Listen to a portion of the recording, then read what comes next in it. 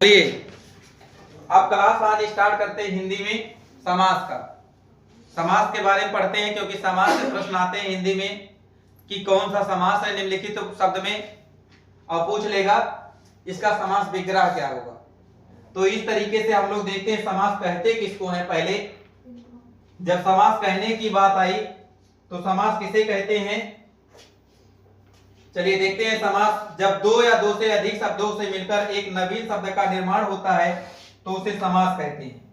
किसको समास कहते हैं? जब दो या दो से अधिक शब्द मिलकर एक नवीन शब्द का निर्माण करते हैं, एक नए शब्द का निर्माण करते हैं तो उसी को समास कहा जाता है। जैसे समास किसको कहेंगे?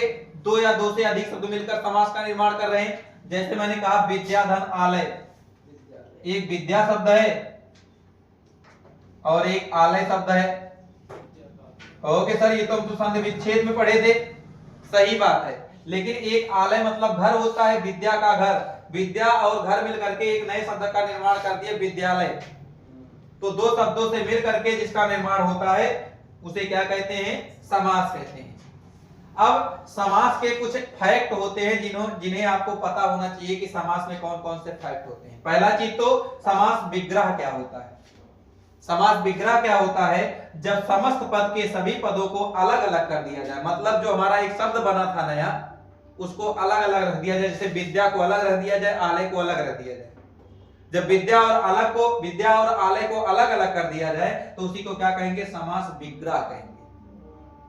उसके बाद सेकंड है समस्त पद। समस्त पद क्या कहलाता है? जो विद्यालय शब्द का लिखा होता तो विद्यालय क्या कहलाता? समस्त पद कहलाता। मतलब विग्रह के रूप में ना लिख करके उसी विग्रह के द्वारा एक नया शब्द का निर्माण जिसका होगा तो क्या कहलाएगा? समस्त पद। जैसे विद्यालय, एक एग्जांपल मैंने बता दिया विद्यालय। विद्यालय क्या हो गया? ये समस्त पद का उदाहरण हो गया। आगे तीसरा है पूर्व पद। पूर्व पद क्या होता है? जो विद्या शब्द है, जैसे विद्या और आलय है तो इसमें जो विद्या शब्द है ये कैसा है? विद्या और आलय, तो इसमें जो विद्या शब्द है ये कहलाएगा पूर्व पद। ये कहलाएगा पूर्व पद। और जो इसमें उत्तर पद कौन कहलाएगा? जो ये सेकंड पद होता है, दूसरा पद होता है, बाद वाला पद होता है, अंतिम में जो जुड़ा होता है उसे कहते हैं उत्तर पद।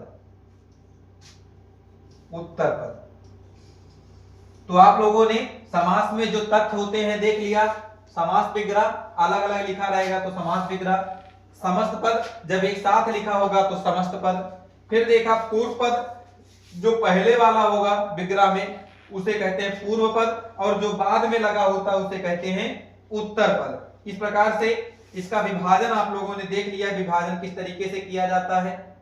अब प्रधानता के आधार पर जो बांटा गया है, समास को कितने भागों में बांटा गया है? मुख्य रूप से 4 भागों में। ऐसे ही प्रश्न पूछ लेगा कि प्रधानता के आधार पर समास के कितने प्रकार होते हैं, तो 4 प्रकार होते हैं। कैसे? कोई एक शब्द है जैसे विद्यालय ही था, उसमें हो सकता है दोनों पद प्रधान हो, विद्या और आलय दोनों प्रधान हो सकता है कोई एक हो। तो कितने प्रकार के होते हैं? एक ऐसा कोई शब्द ऐसे होते हैं जिसमें केवल पहला पद प्रधान होता है, और कोई शब्द ऐसे होते हैं जिसमें दोनों पद प्रधान होते हैं, और कोई शब्द ऐसे होते हैं कि दोनों पद प्रधान नहीं होते हैं, और कोई शब्द ऐसे होते हैं किसी में पहला पद प्रधान होता है और किसी में दूसरा पद प्रधान होता है। तो आपने देखा एक में पूर्व पद प्रधान होता है, दूसरे में दोनों पद प्रधान होते हैं। तीसरा पार्ट है कि हो सकता है कि पहला पद प्रधान इसमें था तो अब की बार दूसरा पद प्रधान आए, पहला वाला प्रधान ना हो, और अगले में होगा तो एक को न प्रधान हो, कोई तीसरे का अर्थ निकाल दे। तो इस प्रकार से प्रधानता के आधार पर समास को कितने भागों में बांटा गया है? तो आपने देखा 4 भागों में बांटा गया है। प्रधानता के आधार पर समास को 4 भागों में बांटा गया है। अब देखिए समास में एक पहला भाग है अव्ययी भाव समास। ध्यान से पढ़िएगा, क्वेश्चन सब आते हैं। अव्ययी भाव समास किसमें कहते हैं? जिसका पहला पद अव्यय होता है वहां पर अव्ययी भाव समास होता है। देखिए पहचान क्या है, कैसे अव्ययी भाव समास की पहचान करोगे?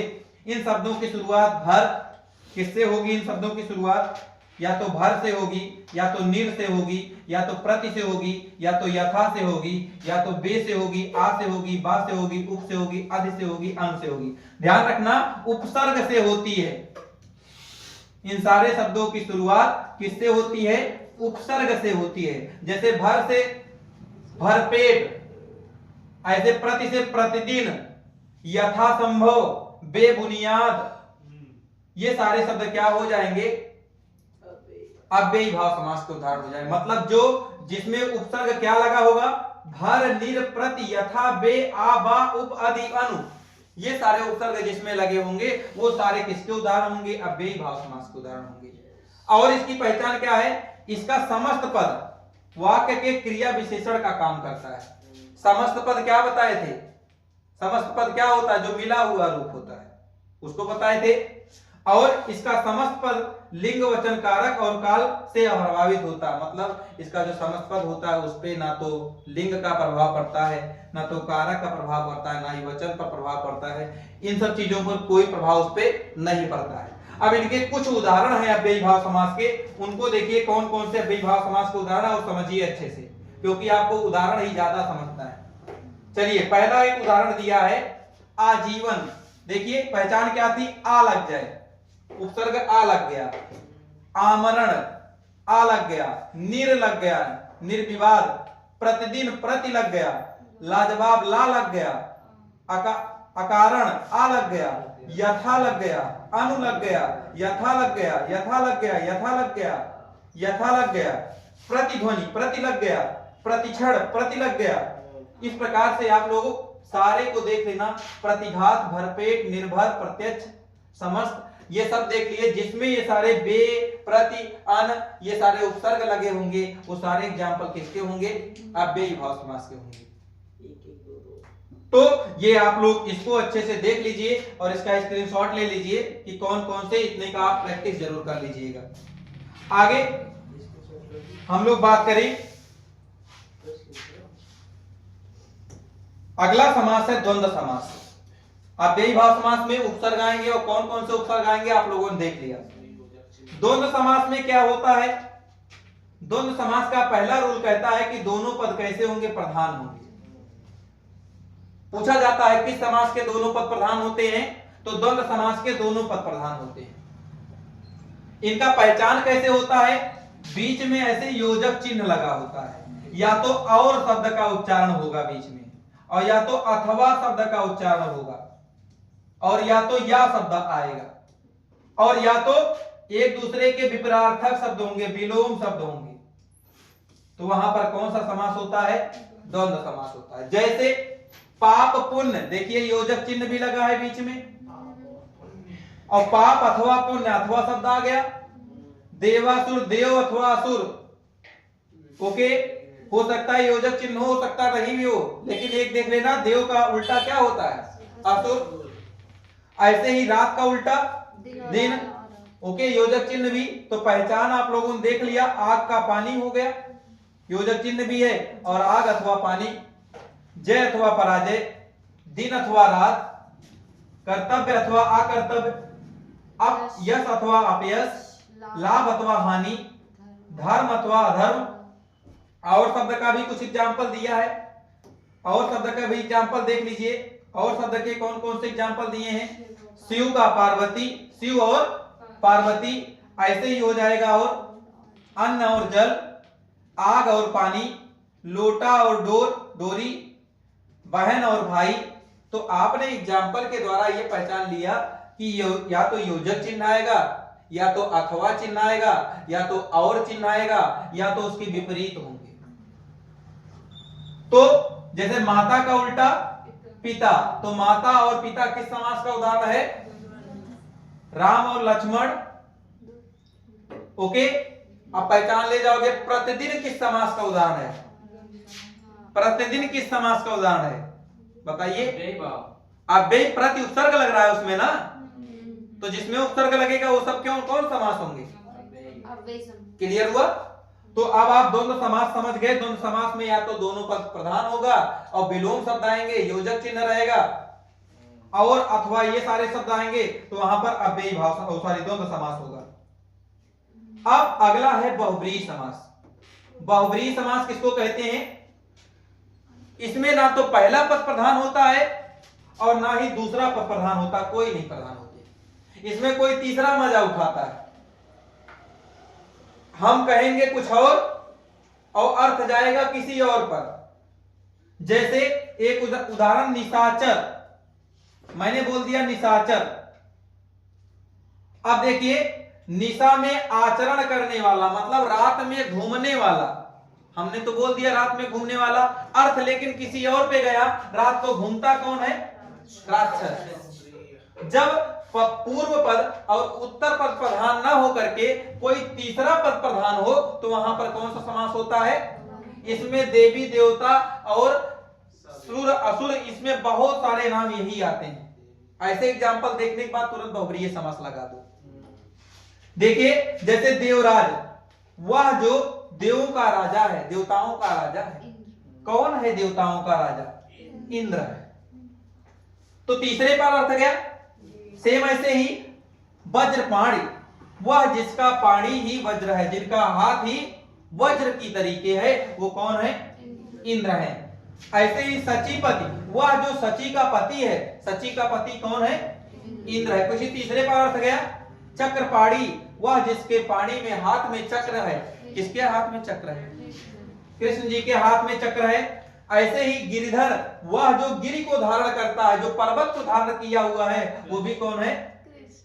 कृष्ण है। उसके बाद मुरारी किसको कहते हैं? वह जो मुर अर्थात राक्षस, राक्षस का नाम है एक, उनका शत्रु हो, वो कौन है? ठीक है। मकर ध्वज, जिसने मकर ध्वज को, वह जिसका मकर ही ध्वज हो, मकड़ी जानते हो ना, मकड़ी ही जिसका ध्वज हो, कौन है? कामदेव। सुकुमार। ऐसे ही आप लोग जितने भी एग्जाम्पल हैं इस तरीके से देखिएगा। सारे एग्जाम्पल आप लोगों को प्रैक्टिस के लिए हैं। प्रैक्टिस सारे एग्जाम्पल इसके शॉर्ट ले लीजिए और कर लीजिएगा कि किनको क्या कहते हैं, आपको पता होना चाहिए। इस प्रकार से बहुब्रीहि समास के जितने भी एग्जाम्पल थे आप लोगों ने, इतने की प्रैक्टिस तो जरूर कर लीजिएगा, इससे आपको क्लियर हो जाएगा। अगला है तत्पुरुष समास। और तत्पुरुष समास 6 प्रकार के होते हैं। क्यों 6 प्रकार के होते हैं? क्योंकि जो कारक होते हैं, कारक के आधार पर ही इन समासों का वर्गीकरण किया गया है। मुख्य रूप से कारक कितने होते हैं? 6 होते हैं। तो उन्हीं 6 कारकों के आधार पर जो जो चिन्ह जिसमें जो लगा होता है, उन्हीं चिन्ह के आधार पर इनको तत्पुरुष समास को भी 6 भागों में बांटा गया है। तत्पुरुष समास के कितने भाग होते हैं? 6 भाग होते हैं। और जिनमें वो चिन्ह लग जाएगा वही समास हो जाएगा। देखिए तत्पुरुष समास के व्याधिकरण के आधार पर 6 प्रकार के होते हैं। और चलिए अब एक एक समास देखते हैं इसमें तत्पुरुष समास में। पहला हो गया कर्म या द्वितीय तत्पुरुष, इसी को कर्म तत्पुरुष को पहला देखिए कर्ता तत्पुरुष। कर्ता तत्पुरुष में क्या होगा? चिन्ह क्या आता है? सॉरी कर्म तत्पुरुष, जिसको द्वितीय तत्पुरुष भी कहते हैं और कर्म तत्पुरुष भी कहते हैं, दोनों नाम होता है। इसकी पहचान क्या होती? चिन्ह क्या आएगा इसमें? को शब्द चिन्ह में आएगा। इसके चिन्ह में को शब्द का प्रयोग किया रहेगा। जैसे गगन चुम्बी, गगन को चूमने वाला कहते हैं ना, तो को शब्द का प्रयोग हुआ, तो ये द्वितीय तत्पुरुष हो जाएगा। आगे जैसे पाकिट मार, पाकिट को मारने वाला। जैसे मनोहर, मन को हरने वाला, को शब्द का प्रयोग हो रहा है। गृहता, घर का।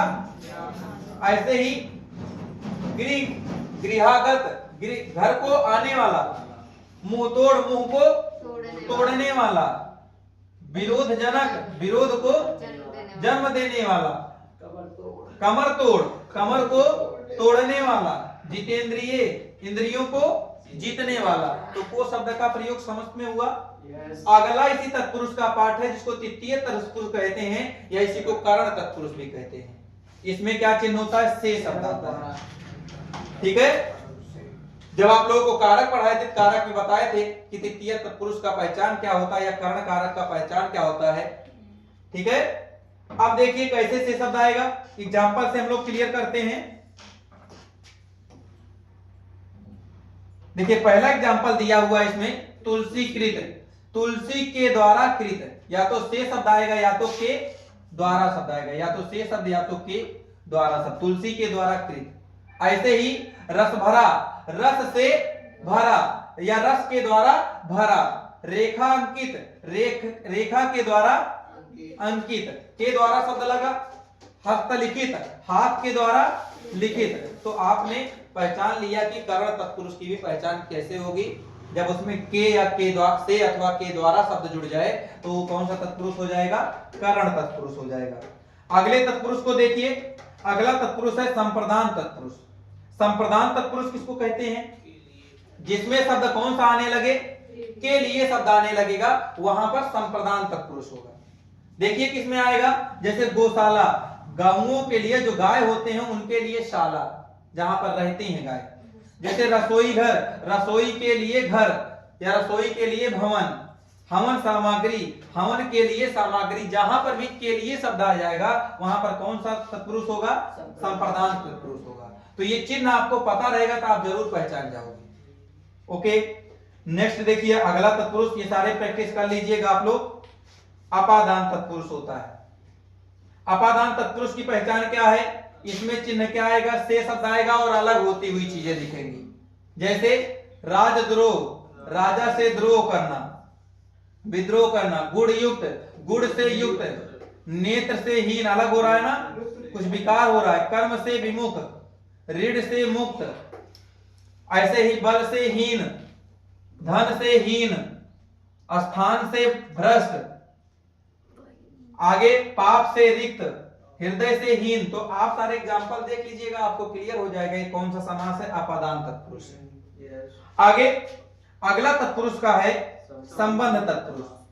संबंध तत्पुरुष की पहचान क्या होती है, इसमें चिन्ह होता है का, की और के आते हैं। जैसे देवालय, देव का आलय, का शब्द आ गया, मुख के मुख, के शब्द आ गया, कन्या का दान, कन्या का दान हो गया, अन्नदान, अन्न का दान, जैसे श्रम दान, श्रम का दान, सत्य की प्रतिज्ञा, की शब्द आ गया।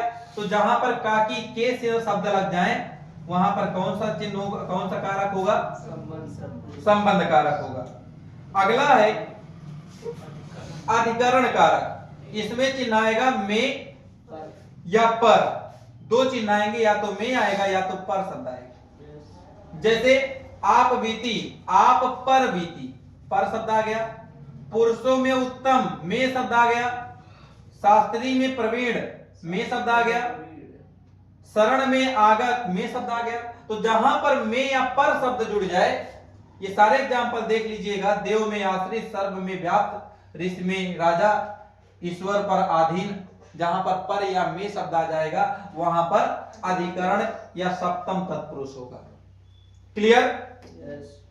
आगे आगे देखिए, ये तो आपने देख लिया समास, तत्पुरुष समास। अगला है द्विगु समास। द्विगु समास किसे कहते हैं, जिसमें पहला पद संख्यावाची होगा। पहला पद कैसा होगा, संख्यावाची, और इसमें देखो पूर्व पद गौड़ होता है, उत्तर पर प्रधान होता है। ध्यान देना, पहला पद इसमें प्रधान नहीं होगा, इसमें प्रधान कौन होगा, दूसरा वाला पद, ये वाला पद प्रधान होता है। क्लियर? और पहला पद कैसा होगा, इसका पूर्व पद सदैव संख्यावाची होगा। और सबसे बड़ी बात, जो द्विगु समास होगा ये समूह का भी बोध कराता है। इसमें समूह का बोध होता है, किसी चीज के समूह को बताया जाता है। जैसे पंचवटी, 5 वटों वाला स्थान या 5 वटों का समूह, ठीक, समूह का बोध हो रहा है। चौराहा, 4 राहों का समूह, संख्या तो है 54, लेकिन उसके साथ साथ समूह का भी बोध हो रहा है। ठीक है? ऐसे ही त्रिफला, 3 फलों का समाहार या समूह। तो ये जितने एग्जाम्पल हैं आप लोग देख लीजिएगा, और सब में देखिए 10, त्रि, चतुर, त्रि, 9, ती, सब में संख्या आएगा और समूह शब्द जरूर लगा होगा, सब में समाहार या समूह शब्द जरूर लगा होगा। तो इस प्रकार से देखा द्विगु समास का उदाहरण, जिसमें संख्या होगा और साथ ही साथ में समूह का बोध होगा, वहां पर कौन सा समास होगा, द्विगु समास होगा। अब द्विगु समास का एग्जाम्पल हो गया। अब देखिए कर्मधारय समास।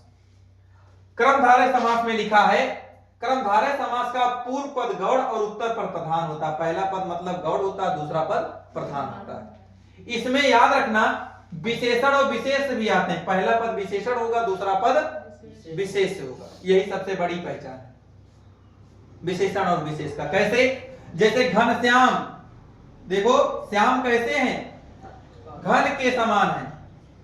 श्याम कैसे हैं, घन के समान है। क्लियर? जैसे कमल नयन, नयन कैसा है, कमल के समान, विशेषण ही तो हुआ। कमल क्या हो गया? विशेषण। और नयन क्या हो गया? विशेष। जिसमें भी विशेषण और विशेष का प्रयोग होगा वो सारे एग्जाम्पल किसके हो जाएंगे? जैसे महाकवि, महा शब्द विशेषण और कवि शब्द विशेष।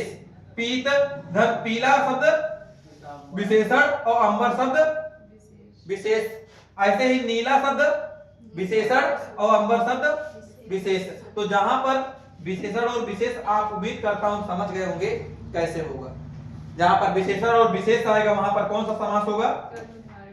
कर्मधारय समास। चलिए आगे चलते हैं। अब समास के जो भी प्रकार थे आप लोगों ने सारे समास के प्रकार पढ़ लिए। अब इस पे प्रैक्टिस कीजिएगा। प्रैक्टिस सेट हम आप लोगों को ग्रुप में भेज देंगे। बाकी आज के लिए इतना ही। Thank you so much.